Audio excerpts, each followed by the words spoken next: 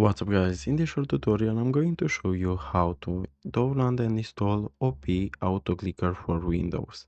So the first thing that we need to do is to open Microsoft Store.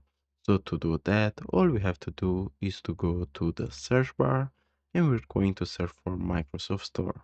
As you can see it's right here, so let's click on it.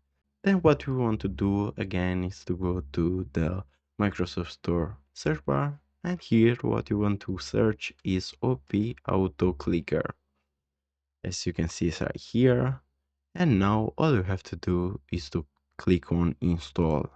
As you can see now it's installed, so let's open it. To do that, all you have to do is to go to Windows search bar and search for OP AutoClicker.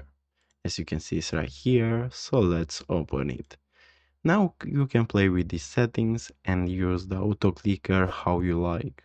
So guys, this was the tutorial. Thanks for watching and don't forget to leave a like and subscribe to the channel.